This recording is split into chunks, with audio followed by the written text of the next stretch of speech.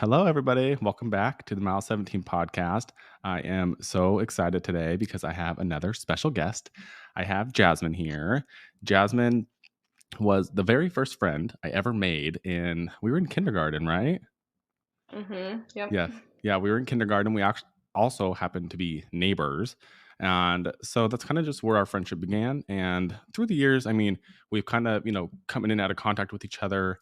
And it's just been a very special friendship for me to kind of hold on to. Even now, we pretty much kind of check in on birthdays and stuff like that. But she has such an inspiring journey. And she's gone through IVF and she's moved from Arizona to Maine, back to Arizona. And now she's in Washington. She's dabbled in a bunch of different kind of work, and so I just think that it's inspiring and it's kind of good to hear, especially from a woman, what you've gone through. And so, yeah, I'm super excited. So, thanks for being here, Jasmine. Yeah, thank you for inviting me. I'm so excited to be on your podcast and share a little bit more about something that I feel like isn't talked about a whole lot. So yeah, I'm really excited to be here. Yeah, that's I don't honestly when I was thinking about like IVF, I have one of my really good friends is currently going through it, and I just didn't realize like how like just like crazy the process is and like how much you actually have to do just to like hmm just to have a baby. And it's like, people do it for different reasons. She's more doing Sure. it because she's older. She's in her 40s, and so just because she's high risk pregnancy, that's kind of the reason she's hmm doing it. So I'm excited to kind of dive into like why you had to do your IVF journey. But first, let's kind of Sure. talk about. I want to talk about you going to Maine. You went to the University of Maine. Did you spend? Was it 2 years, or were you there for all 4 years? Yeah, so we were there for 3 years total. We actually spent the first year of my college career in Texas, and then we spent the other three in Maine. How'd you like the East Coast? I had mixed feelings. If I could go back now as an adult, I think I would enjoy it a lot more. But we did have a really good time out there. We got our dog Hudson there. We just explored the whole state and had so much fun. And I feel like that was like a big growing portion of our relationship and becoming like a unit together. Yeah, yeah, for sure. I can totally see that because just since, me and Kai have been out here in Boston, it's like when you don't realize like when you get somewhere together, it's like you kind of look at each other and you're like, "Oh my God, like all we have is each other."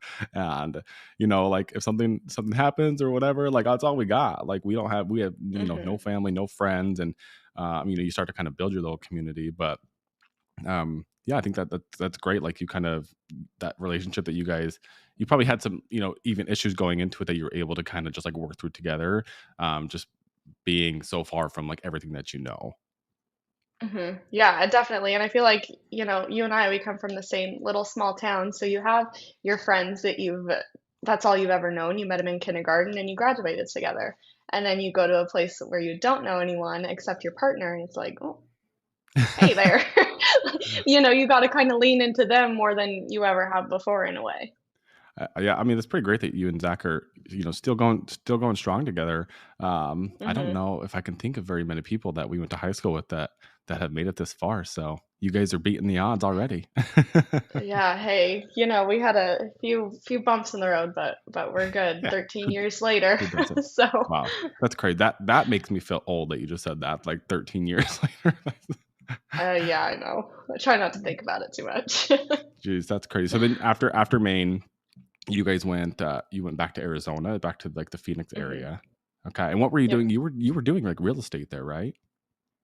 So I graduated from Maine with a speech pathology degree. And so we moved back to Arizona. I did a little internship with a speech language pathologist. And then I had actually got a job as a home health speech language pathology assistant.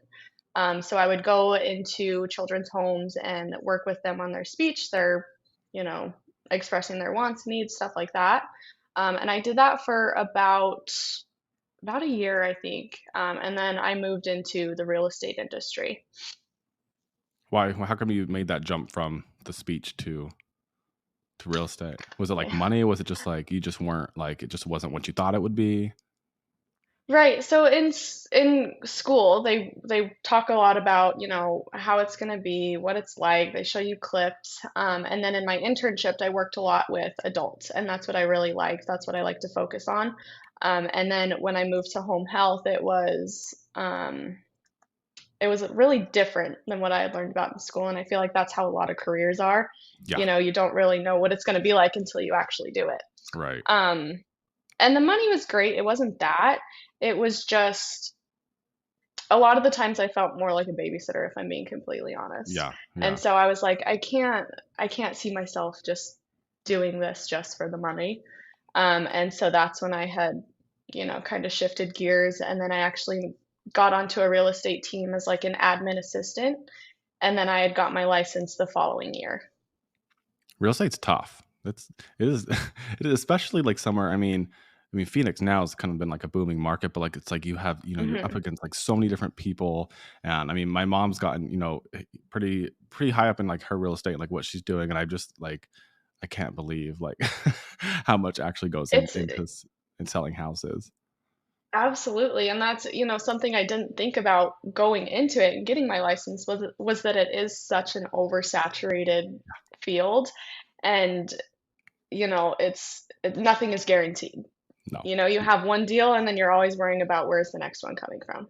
Right, like, So, you really have to, like, build up, like, a good clientele of people, and then, like, from them, mhm, like, get word of mouth and just, like, it takes a long time, a lot of effort, and, yes.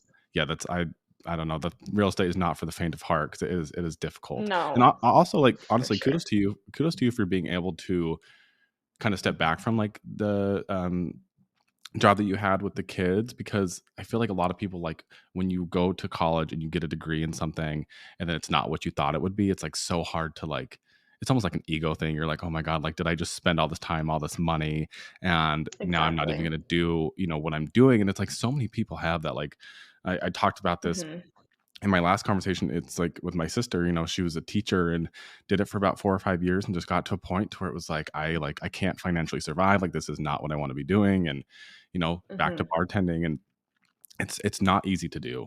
Like so Oh, like yeah. yeah, yeah, kudos to you for doing Thank that. you. Yeah. Yeah. Um okay, so then you guys were what was Zach doing in Arizona as far as work? Is this like what he's doing in Washington now, or was he kind of just like So hopping around? so when we first moved back to Arizona, he had got a job with like a mold and asbestos company. So he was doing like a lot of like demolition construction work. And of course, my ego was hurt when I stepped away from the thing that I graduated with to go and do real estate. And of course, his ego was hurt because he's like, nothing wrong with construction, but he's like, I just spent, this whole Yeah, time getting a degree and for what? Because we had friends that we had graduated with that didn't go to college and we're like, seems like they're like 5 steps ahead, right, you know? right. So yeah, he was doing like the construction side of things, and then eventually he got a job with Safe Light, Auto Glass, as a technician, and now he's running the Seattle North District. Oh, So nice. he's really moved up in the company really Dang, fast. yeah. So That's we're awesome. super That's thankful. yeah, no, that's awesome, and that's, yeah, going back to, like, kinda what you said about college, it's like, I think it's good. I mean, I have 0 regrets from college. I absolutely loved my college experience, and I think a lot of people kinda do, but when you look at, like, the overarch of your life and you're like, "Okay, like, was it really worth me, like, going out there and spending, like, thousands and thousands of dollars, you know, to get this degree?" And it's like, unless you're gonna be, like, obviously, like, I'm a nurse, like, I had to go to college for that.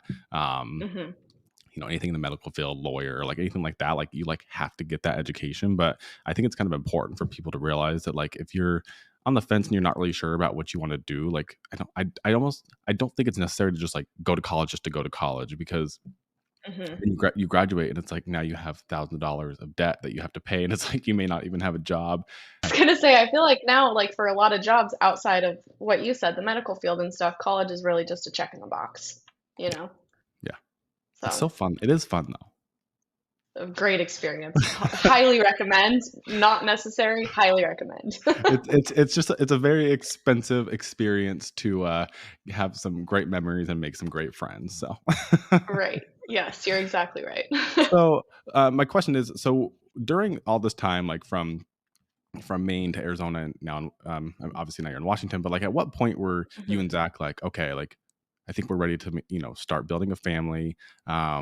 You got married in what was it 2000? Was it 2020? 2019? 18.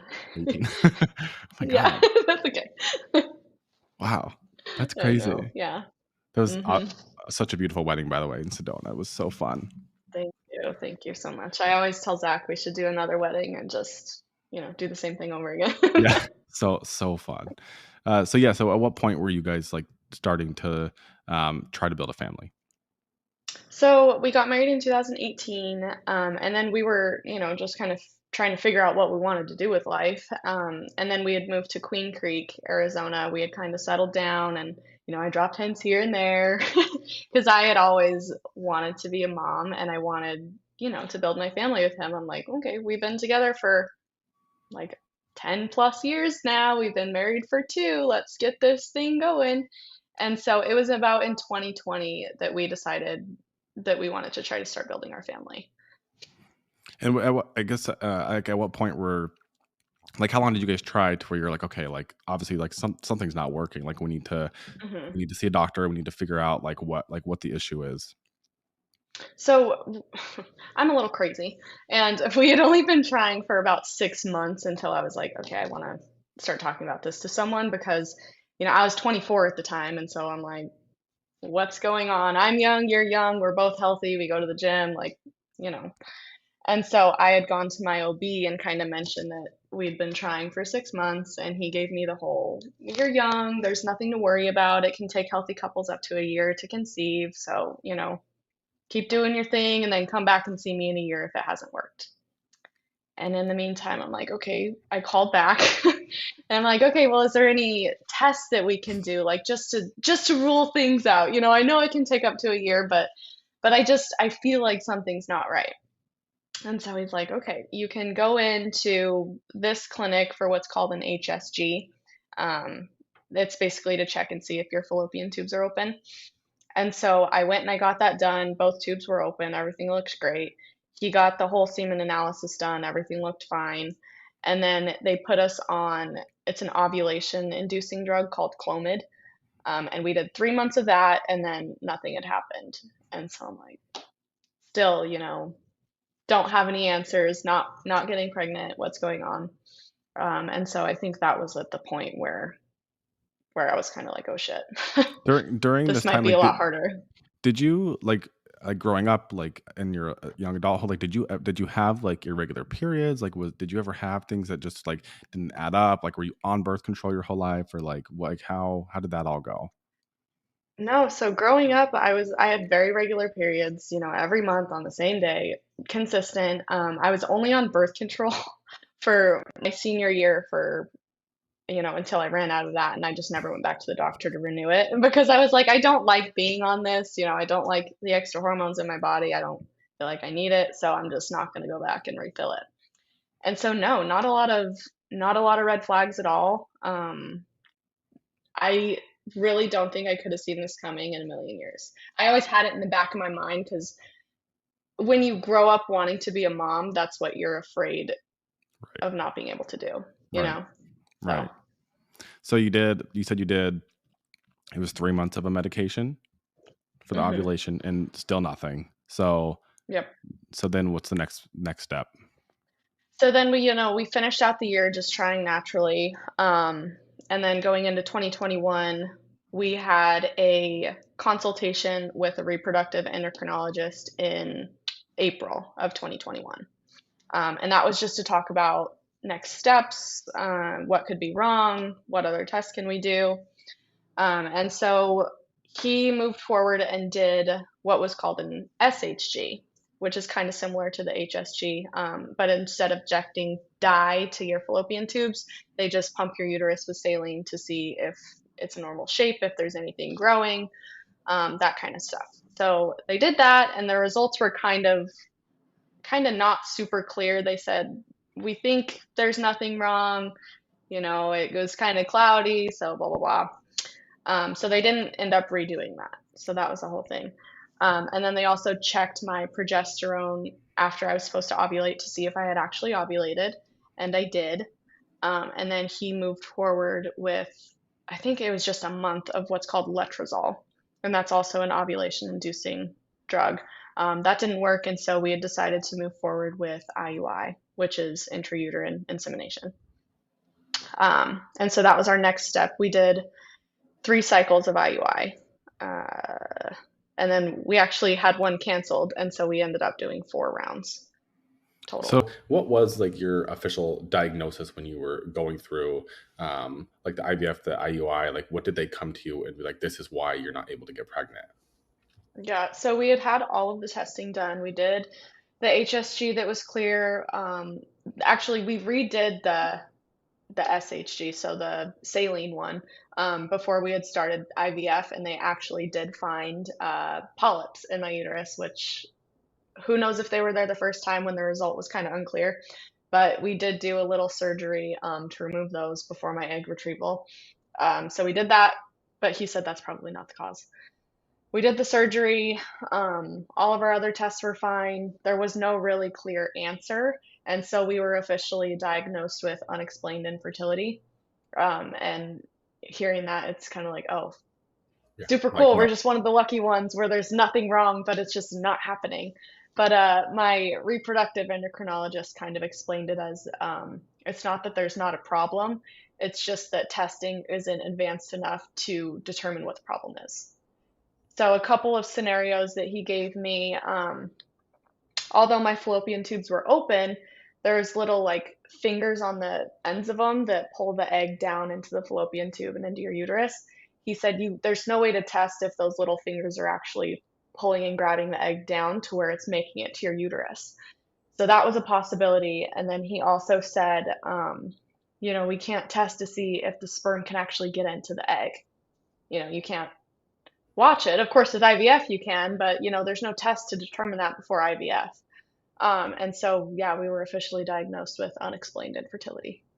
So it's like, yeah, so it's like it's like you get a diagnosis, but it's like you don't have like an answer. Hmm. So, Yeah. I mean, but like in a roundabout way, though, it's like even if you were to get a diagnosis that was like, okay, like this is why it's not working. I mean, you still would have had to go down the route anyway, because obviously it wasn't working. Like trying to just do it like naturally. Right. But I do feel like in the future, like if they with advances in technology and whatnot, and in the medical field, I feel like it would just be helpful. I think for like your own body and to just like know, like okay, like this is the exact reason why. Like Hmm. I'm not just I'm not this broken human being who's like doesn't can't conceive a child. Like there's just a reason, Yeah. and now we can just like go this route. Yeah. Just for your own peace of mind, I feel like it would be helpful, even if there's nothing you can change or fix about it. At least this is the reason I can't get pregnant naturally. So. Did you have like did your mom have issues? Like do you have anything like in your family that people like not being able to get pregnant? Mm-mm. You have 3 siblings, right? 4? So my grandma has 2 kids, my mom and then her brother. My mom has 4 kids, and then my sister has 4 kids, and then I'm the one that can get So pregnant. So it was not a genetic thing. Yeah. no, no. And I feel like that's kind of why, neither of us saw it coming either, because his mom or dad never had problems getting, Right. pregnant or getting someone pregnant. My mom never had problems. Her mom never, and so I just got Okay. Yeah. lucky, I guess. Yeah, but it's part of your journey. And I mean, now, hindsight's always 2020. You can look back and be like, there's a reason you have Hmm. your 2 babies now, and like there's a reason that you went through what you did, and Hmm. now like you are able to help people and to share your journey and to be like, this is what we went through, and I didn't have a reason, I didn't have like an official diagnosis, and it's okay. Like we made it to the other Yeah. side, and like we're able to kind of share our success, and that we have this family, and it all works out how it's supposed to. Yeah, and that's kind of what I told myself too. If we would have got pregnant that first month or in the first 6 months that we would have tried, we wouldn't have Weston and Stella right now. And so, it all does happen for a reason. As much as it really sucks and it really hurts going through it, like it will make sense Right. eventually. So during all like does whenever you're going through this entire process, like does insurance help cover any of this, or is this all like out of pocket? Does it depend on where you're living? Yeah, so I think it depends on, like your insurance plan, who you're going through, stuff like that. Our insurance didn't cover a whole lot. It was mostly out of pocket, and then you also have to pay for all the medications, not only like the Clomid or the Letrozole, but you also have injections when you're going through something like your IUI or IVF. And so those were not covered for us. What's the difference between IUI and IVF? So with IUI, they basically time ovulation perfectly. They give you what's called a trigger shot when your follicles are ready, and then you administer that, and you're supposed to ovulate 36 hours approximately later, and then that's when you go in and they Put you inject you. through it. Yeah. So they're literally getting perfect timing, and so if there's nothing wrong, then it should work. Whereas IVF, they give you as many, drugs as possible to make your ovaries create as many follicles and eggs as possible. And then they go in and remove those and they manually fertilize them, and then that's when they put the embryo that's been made and back in your body. So what would cause you to choose one versus the other? Like, why did you specifically go with IUI over IVF? I know it's a Yeah, lot of letters. yeah, So we initially went with IUI just because it's a lot less invasive. It's a lot cheaper typically. And with us not knowing what's wrong, we figured if we get everything down to the perfect timing, it should work. If I'm ovulating, if there's nothing wrong with your sperm, if everything looks good, then this theoretically should work. And so that's what we kind of went into IUI thinking, and that's also what we were told by the reproductive endocrinologist, is that we were ideal candidates for it. And so we figured let's save some money and go forward with that. So, did they take your eggs and Zach's sperm and then they put it back in, or that's just as IVF, or with yours? Because you said that you waited till like the perfect window for when you were ovulating. So Hmm. do they just at that point like inject the sperm in, or Hmm. okay, Yeah, so so IUI, your eggs are left in you. okay, that's where I was like getting a They little give you the confused. trigger shot. Yeah, they give you the trigger shot, and then you ovulate about 36 hours later, and that's also when you go in for your insemination. Okay. So Yeah, you guys have the most beautiful little twins. Are you thank you. are you like did you know that was going to happen? Like is it like likely with that, or was it just kind of like by chance? Like you're like, "Oh, okay." So, when the three IUIs didn't work, I was like, felt like I was grasping at straws. I'm like, please God, and this was a lot more expensive too, and you have to pay for each round of IVF and for each transfer.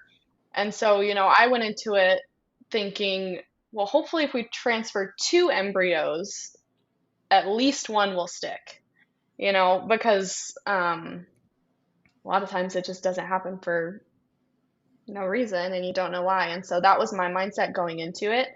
We didn't transfer two necessarily because we were hoping for twins. We got twins, and that's amazing, and I wouldn't change anything, but we were just hoping for at least one to stick. Gotcha. For so whenever you're going through all this, what kind of like emotions are you having? I mean, are you are you having these feelings and thoughts of like shame and guilt, like this is my body's just not working, what, like for somebody else that's like going through this and like having these struggles and like just really wanting to be pregnant and wanting to build their family and just are like having struggles, like what kind of Mhm. feelings were you having, and kind of what like words of advice and like thoughts would you give for them? Yeah, so when I was going through it, I definitely had the guilt of, my body is supposed to be able to do this one thing and it can't even do that right. And you also kind of feel like less of a woman when you want to get pregnant and you can't because, that's what you do.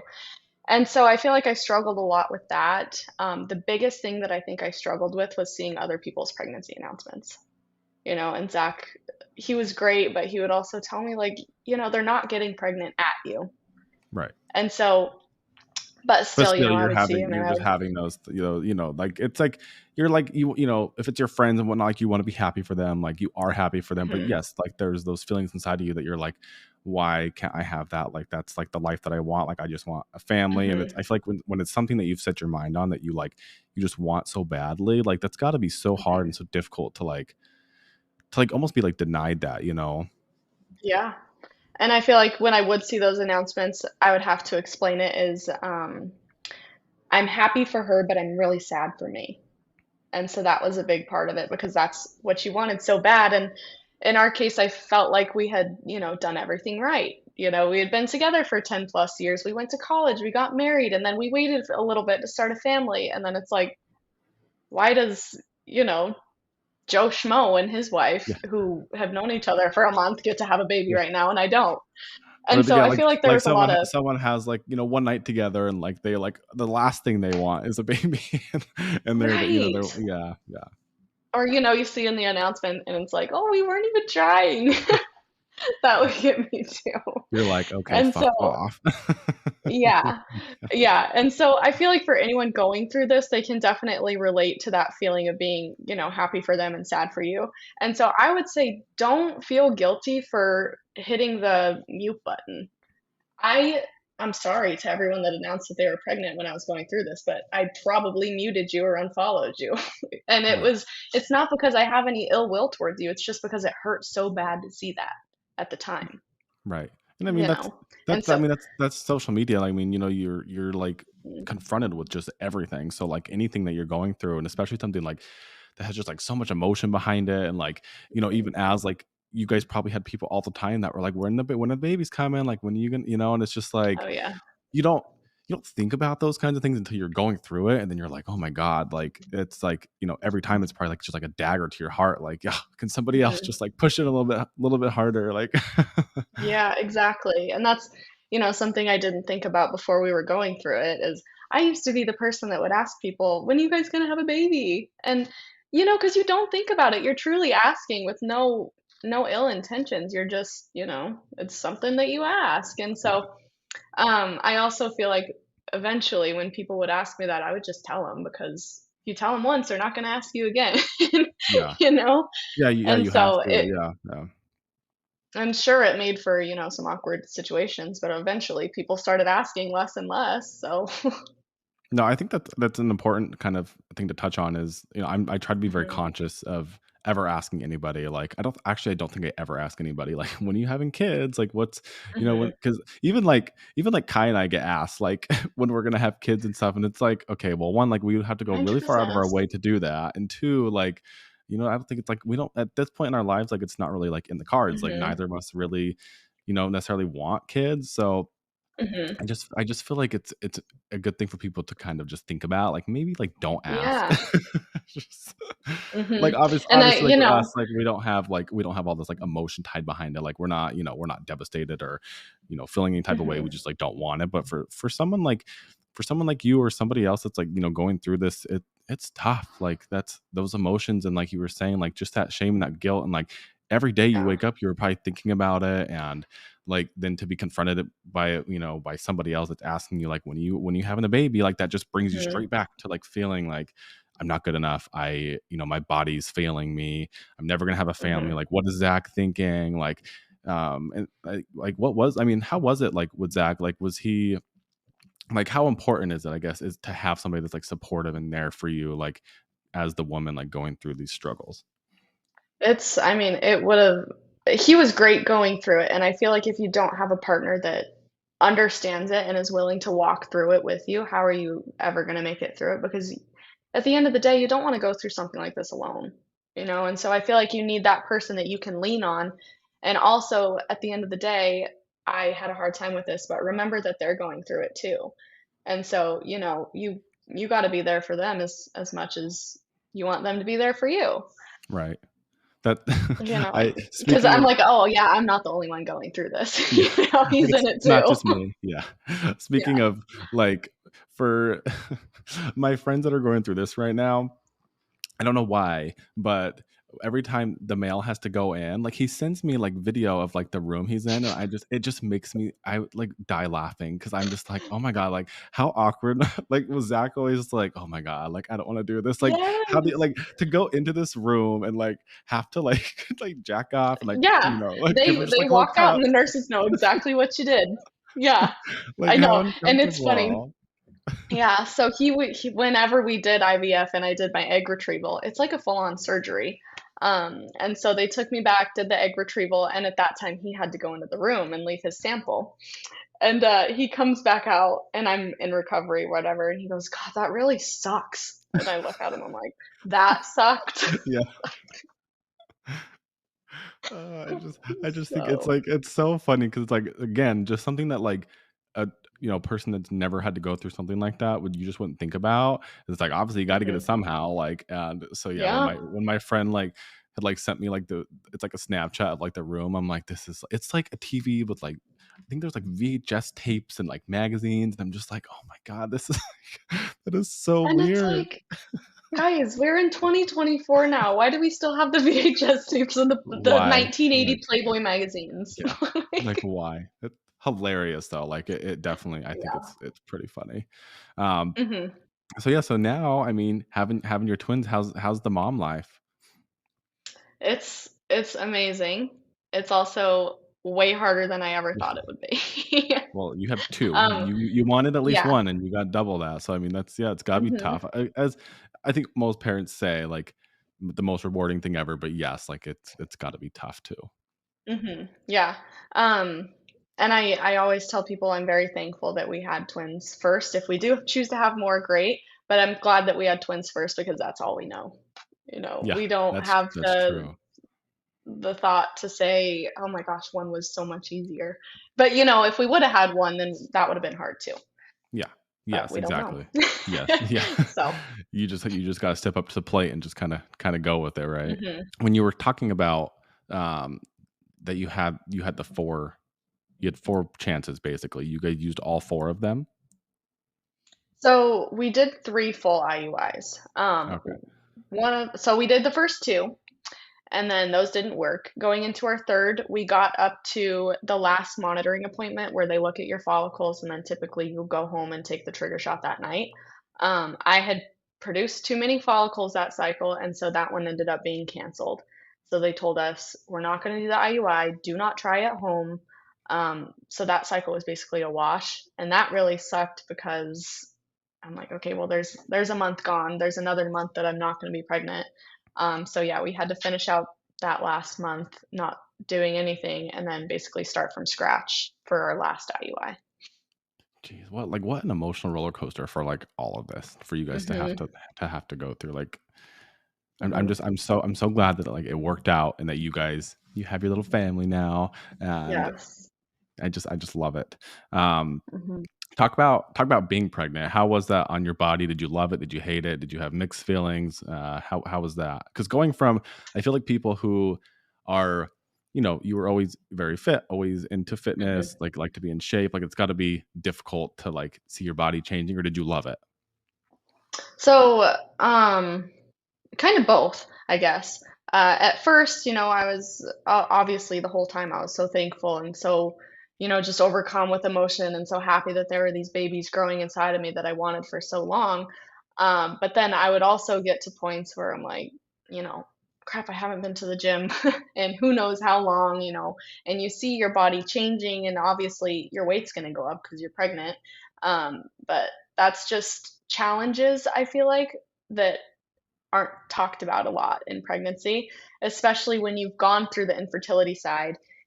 I feel like it's really hard to express that to someone without, them telling you, "Well, you wanted this." Right. Like, of Like be course th I wanted it, but it's also you should be really hard. thankful. Like you should be thankful for what you have. Like those kinds of things. Exactly. Yeah, yeah.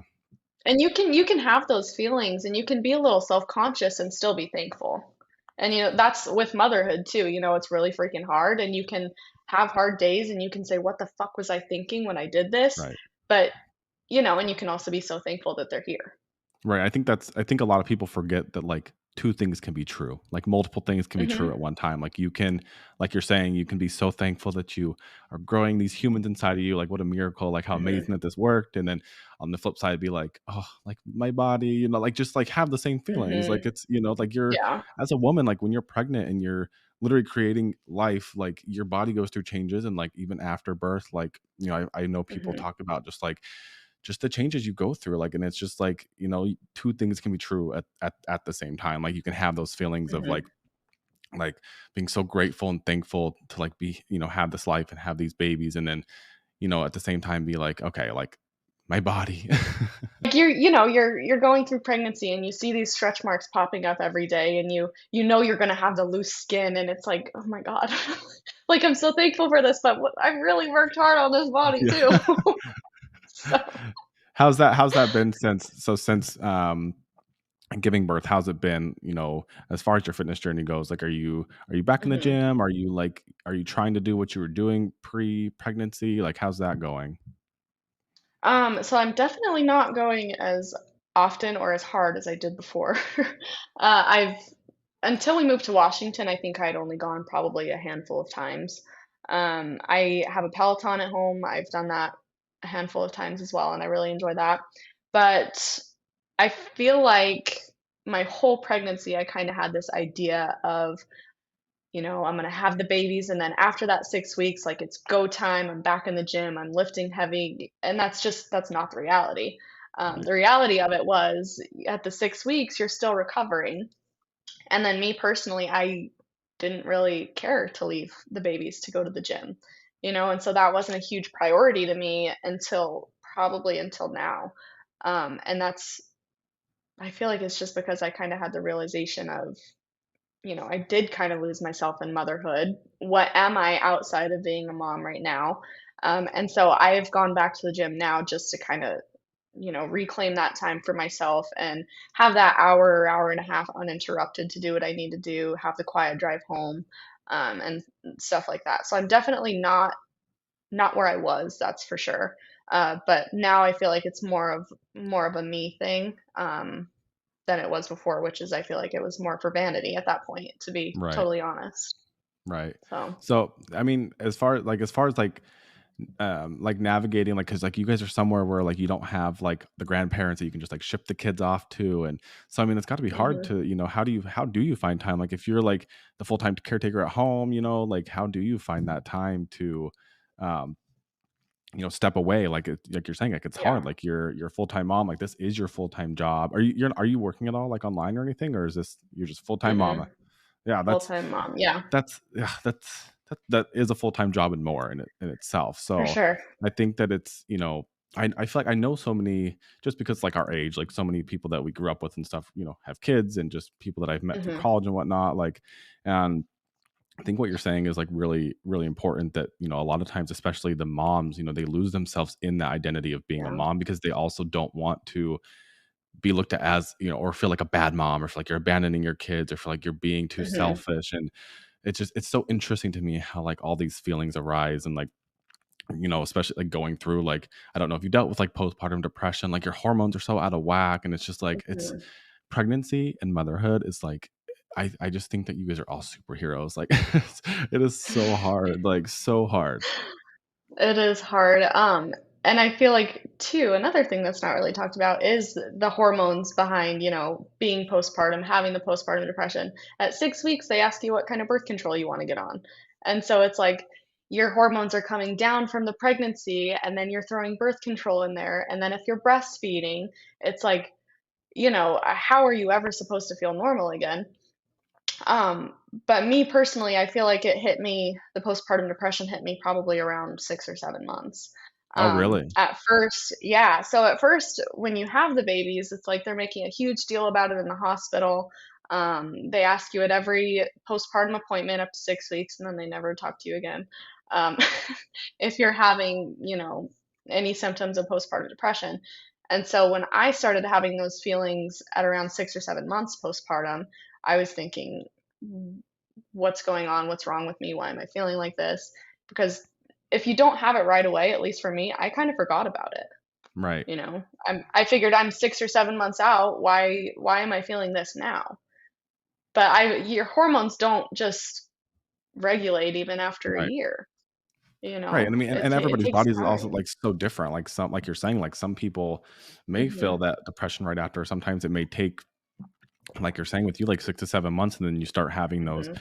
feelings, and it may be hormonal, it may be more than hormonal, Hmm. like, and it's like, you don't really know, like, and kinda like what you're saying is, like, it's very overlooked, and I think, I could go on for hours about American healthcare, but, I will try not to do that. Um but I think now it's at least becoming more, people are becoming more aware, and I think things like social media help Hmm. that, which is why I love, just seeing like your TikToks and anything that you post on Instagram, because it's just like I feel like your whole platform that you've always, even before you had kids, was always just kind of like we're raising awareness for wherever you were at in your life, whether it was fitness or Hmm. um and then your whole journey with with IVF and the twins and everything is I just think it's like it's very helpful for people. Hmm. Yeah, and like you said, American healthcare. Another thing that I feel like another topic to touch on that is why do we stop the postpartum visits after 6 weeks? You take your baby once every week and then every 2 weeks and then every month and then a year. It's like, why don't we have, yeah, sure, we need the pediatrician appointments as often as we do, but why don't we have those line up with OB appointments as well? Because mothers need Right. that aftercare too. And you go through your pregnancy, you're going every however many weeks in between, and at the end, you're going every single week. And then once you have the baby, it's like, okay, Yeah. They're you're like done, peace. you Yeah. know? So you're on your Right. own. Which is so bizarre. Like you just literally created a human, and with you two humans, and then Mhm. they're like, okay, like good luck, have fun, goodbye. Like Yeah, we'll see you in a year. yeah, exactly. Jeez. How was it? I don't know if you like want to talk about it, but how was it? Like, did you breastfeed both of them, or what did you decide not to? So, I combo fed, I pumped, I fed formula, I tried to nurse, we did it all. Um, and in the hospital, I had tried to just breastfeed because throughout my whole pregnancy, I knew I'll do whatever they need. But I initially had wanted to try to breastfeed both. They were great in the hospital, except the second night, Weston was just screaming, screaming, screaming when it stopped. So I called the nurse in and I'm bawling. Zach's like on the verge of tears. He's like, I don't know what to do. I'm like, please help me. And she she looked at me and she said, well, he's starving. What do you expect? God, nurses are And such so assholes. I'm starving my baby that I just had. Um, Oh my god. and so so I had started giving them formula in the hospital, and then I had pumped and gave them bottles as well. I would typically only nurse them for comfort. Stella stopped nursing at like 3 weeks. She wouldn't even try anymore. So that happened. And I feel like that also created a lot of feeding anxiety for me because I didn't want to nurse them anymore because I had to know how much they were getting. Right. Because I had that in my mind that if I nurse them, I'm not going to know and they're going to starve. And so, Jeez. that's not it. But I also had the guilt because throughout pregnancy, everyone tells you how natural it is and, Right. how it's going to come so easy. And that's was not the case for me. Well, I feel like what I'm kind of like honestly gathering from like everything that you're saying is that like Mhm, I feel like any mom that's like pregnant or whether it's they're naturally pregnant or going through IVF or IUI or however it was for them, I feel like you just have to take control and just like know like just trust yourself and to know that like there's not mhm, one way to do everything. Like you don't have to breastfeed, you don't have to formula feed. Like you mhm, there's so many things to talk about as far as co-sleeping and like it's like whatever is comfortable for mhm. you and whatever you feel is best for your family and your baby. I feel like is like the most important thing that you can do for not only you but like just for like your entire family because everyone's Mhm, going to pass judgment just like this asshole nurse in the hospital telling you just those little things like it sticks with people and it's like you don't realize the impact that you're having and even you saying that was like a good mhm, reminder for me as a nurse, not that I'm like in labor and delivery, but it's just like the things that you say to people like may not seem like anything in the moment just because someone doesn't react, but mhm. it's like it stays with you and it's like it causes like a little like trauma response in you every time it comes Yeah. to whatever you're doing like it's just trying to feed your baby and you're over here like oh my god I'm starving them like Mhm.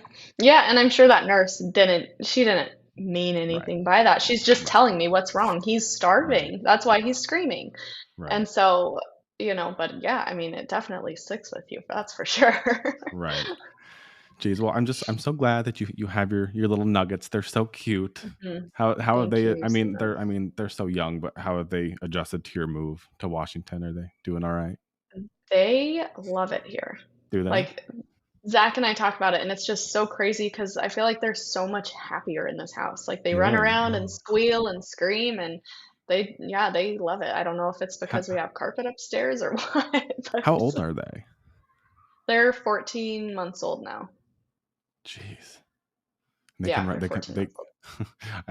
I'm like so removed from like children, but they like they're like walking around and like Oh, yeah. yeah. They're full on running now, so they Oh my definitely god. keep me busy throughout the day. Yeah, God, that's is it, I feel like is Weston a little bit more, like, into things like busybody? I feel like the boys are always, like, more, like, just, like, always doing something or, like, being a daredevil. Yeah. He's yeah, 100%. He's so busy. He's always getting into stuff. And Stella, we joke that we could like leave her at home with a book and go to the Yeah, bar or something, and we she'll get and then back. come back and she'd be in the same spot with the same book. Yeah, she's very independent, very low maintenance, and Weston is like the complete opposite. Oh my god, that's hilarious. I was looking back through your social media, and I had seen it's been, like, 4 years since you guys lost Hutsy. Yeah. It's Yeah, and crazy. we talked too about Weston being like Hudson reincarnated because some of the Oh, stuff that he does is just like yeah. so, and it's stupid because like he's a baby, he was a dog, but like he was my baby. Yeah. Yeah. And Yeah, so some but of the yeah. things that he does were like, oh my God, that's Hudson. And That's sometimes I'll go to say Weston and I'll say Hudson. So Oh, that's so funny. Yeah, for anyone listening, Hudson yeah. was Jasmine and Zach's first dog, right? Your first dog together. hmm You adopted him in Maine. hmm Yeah, and then Yeah, took we him to got him in Arizona Maine and he was our baby. and he got what did he have, like, cancer? Or he got sick, like, and he wasn't that Yeah, old. mm-mm. So at the beginning of 2020, also when we were trying to start a family, he got really sick, and then we had gone to countless vet appointments. He had got lots of procedures done, and eventually in May, we found out that he had lymphoma, which is a kind of cancer. And they said, okay, we can either do chemo, but you're going to have to keep him separated from your other dog, or we can give him these meds and he'll get about 3 more months. And we just figured at that time, keeping him separated from our other dog, Remy, would just be hard on him and also hard on her. Yeah. And, not to be rash, but you were getting the same result. You were Yeah. only prolonging the inevitable.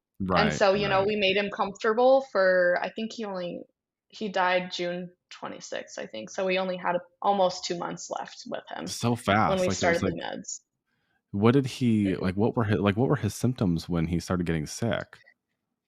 So the first thing, and it's a little graphic, and I'm sorry, but the first thing that happened was he was outside trying to go to the bathroom. He was trying to poop, and he had a rectal prolapse. Mm, yeah. If you don't know what it is, you can look it up, or Colton, I don't know if you want to explain. It's basically And falling so out. Yeah, yeah, yeah. and so we brought him to the vet the first time, and it had gone back in itself, and so we're like, okay, cool. He had tried to go to the bathroom again, happened again, took him to the emergency vet, and they did purse strings, so they basically closed it and cinched it.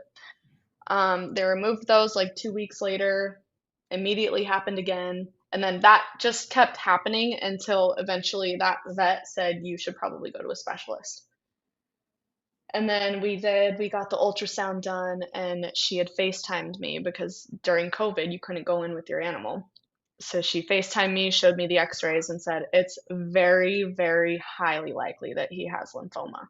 Ugh, And so, you know, bawling. My yeah, whole body got right. covered in like hives, and yeah, it Ugh. was the one of the worst days of my life for sure. As you're, like, trying to, like, conceive a child, yeah.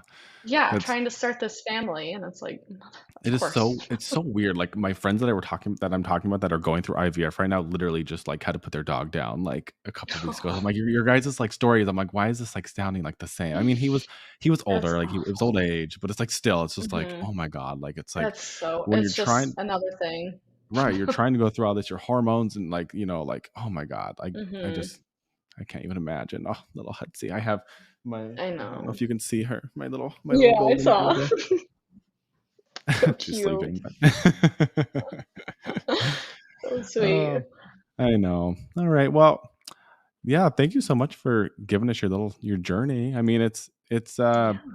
it's not talked about enough. Like I said, like when I was thinking Mhm. about like who I wanted to talk to and kind of like dive deeper into, I was like, I don't even know much about like IVF or like you literally just taught me like IUI. Like I had, I like you just don't hear about it. I didn't learn about this in Right.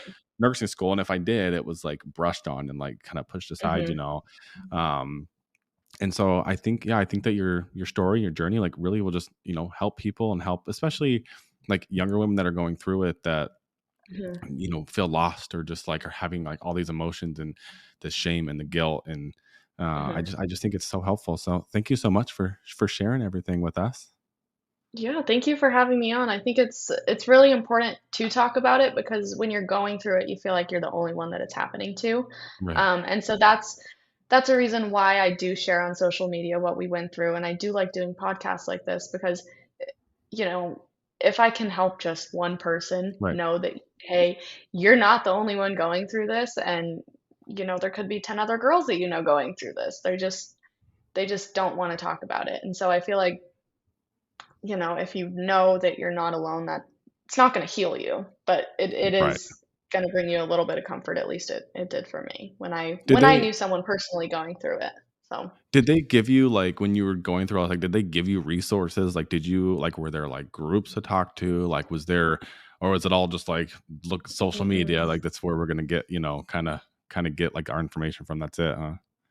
Yeah, so I was in Facebook groups. I was on, TikTok, TTC TikTok communities. I had made my own Instagram to share what we were going through. Um, so I feel like there weren't a lot of given. I had found them through social media. And so that was kind of like a blessing for me. So what was I meant to write these all down, but I did not. So if you can just tell everybody what's your TikTok name, your Instagram handle, just so everybody can find you and your journey. Yeah, you don't Great look it up. question. Let me, yeah, I I'm meant not on social media as much as I used to be. I meant to write this down, and then I was just like thinking about it. I was like, I don't even know. Yeah, no, you're fine. So my TikTok is at jasmine.win.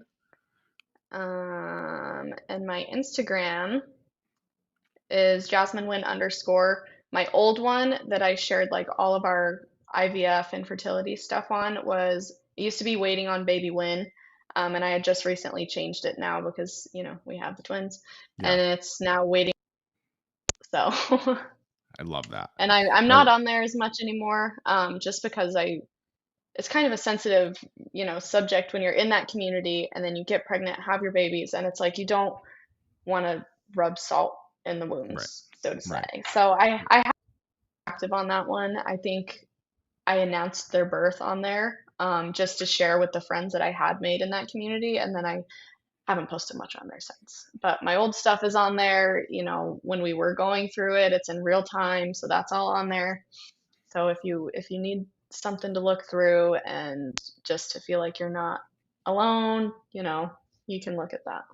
Cool. I'll link that in the show notes. I think I can link it Yeah. on Spotify. If people are watching on Spotify, I can link it in there. So I'll do that. Sure. All right. So Jasmine, the Mile 17 podcast, I got the inspiration for the name from when I ran the Boston Marathon. And mile 17 was just a point for me when I had the option. I was feeling terrible. I had just seen my family, my friends, and like I still had, a bunch of the race left to go. And so it just kind of represents a point for me where I had the option to either stop, keep going. And I thought of that as like a metaphor for life. Like I feel like we all go through so many different things, whether that be your life from when you were born to now, or just like, a week in your life, or a day, or just a period in your life. Like, at what point has been like your hardest point for you to where you felt like you had to like dig a little bit deeper and go the extra mile to get through something, and then when you got on the other side, like you proved to yourself that you could do it. And yeah, so what was your mile 17? Thinking back, like I think, okay, so first of all, Hudson was like a huge Yeah. hit to me, and that's of course outside of the infertility stuff that was going on. But we moved to Maine, and it was just Zach and I, and then we got Hudson, so that was like our family. Like it was Zach and I, and then Hudson was our baby. And then losing him so young. I mean, he was only 4.5, so that was a big blow. But outside of that part and into the infertility stuff, I think it would have been after our third IUI had failed. I went into that thinking that this was going to work. We're ideal candidates. There's nothing really wrong that we can find. And of course, that hope kind of dwindled each time that it didn't work. And then by the third time, it was almost like felt earth shattering because it's like, shit, we're gonna need more help, and we can either move on to IVF, we can just quit trying and just, live life child free and let it be that. And of course, we ended up choosing to take the holidays off for a little bit, and then we restarted back in 2022. And thankfully we did because now we have our babies. But that was a huge point in our life and our journey where we thought, we could be done right now, or we can go, the next route. So. Right, it's like a pivotal moment in your life where Mhm, you have that decision to make, and I don't think there's any, like, right or wrong answer. I even, like, look mhm, back at, just, like, running the marathon, it's like, sure, I could have stopped, like, I could have just been like, "Okay, I've had enough, like, this is as far as I've ever ran. I'm good with this," and I don't think that's, like, a wrong way to approach it either. mm-mm. So, yeah, thank you for sharing that, and of course, Hutsy, such a sweet boy, and It I can't was. even imagine, like, it brings tears to my eyes just thinking about it because I just can't even imagine, like, having to, go through that, especially like you said, like, so young, like, he didn't get to live out his full life, but, you guys Mhm. gave him such a happy home, and he lived, the best life he could for the, 4 or 5 years that he was here. So, Yeah. thank you so much for sharing that with me. Yeah, of Um course. but all right, Jasmine. Well, thank you so much for being here with me today. I love this conversation, and I really think that your message and everything that you've been through is really going to help a lot of people. So thank you. Of course, I hope so. Thank you so much for having me. All right, see you, Jasmine. Bye.